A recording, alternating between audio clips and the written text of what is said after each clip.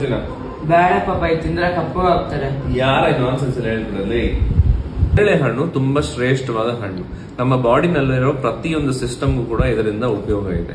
ಸಕ್ಕರೆ ಕಾಯಿಲೆ ಇರೋರಿಗೆ ಮಾತ್ರ ಹೇಳಿ ಮಾಡಿಸಿರುವಂತ ಹಣ್ಣು. ಇದರಲ್ಲಿ ಜಾಂಬುಲಿನ್ ಅನ್ನೋ ಒಂದು ಗ್ಲೈಕೋಸೈಡ್ ಇರುತ್ತೆ.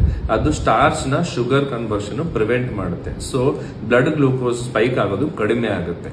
ಮತ್ತೆ ಪ್ಯಾಂಕ್ರಿಯಾಟಿಕ್ ಬೀಟಾ ಸೆಲ್ ಫಂಕ್ಷನ್ ಜಾಸ್ತಿ ಮಾಡುತ್ತೆ. ಮತ್ತೆ ಹಾಗೂ ಇನ್ಸುಲಿನ್ ರೆಸಿಸ್ಟೆನ್ಸ್ ಕೂಡ ರಿವರ್ಸ್ ಮಾಡುತ್ತೆ. So wonderful food for diabetes. ಮತ್ತೆ ವೆಯ್ಟ್ ಲಾಸ್ ಮಾಡ್ತಿರೋರು ನೇರಳೆ ಹಣ್ಣು ತಿಂದಾಗ ಬ್ಯಾಕ್ಟೀರಿಯಾಯ್ಡ್ಸ್ ಅನ್ನೋ ಬ್ಯಾಕ್ಟೀರಿಯಾ ಇಂಪ್ರೂವ್ ಆಗಿ ಫರ್ಮಿಕ್ಯೂಟ್ಸ್ ಕಡಿಮೆ ಆಗುತ್ತೆ. ಅದರಿಂದ ಗಟ್ ಹೆಲ್ತ್ ಇಂಪ್ರೂವ್ ಆಗಿ ವೆಯ್ಟ್ ಲಾಸ್ ಆಕ್ಸಿಲರೇಟ್ ಆಗುತ್ತೆ. ಮತ್ತೆ ಫಿನಾಲಿಕ್ ಕಾಂಪೌಂಡ್ಸ್ ಇರೋದ್ರಿಂದ it is a very potent aunty inflammatory ಮತ್ತೆ ಆಂಟಿ ಆಕ್ಸಿಡೆಂಟ್.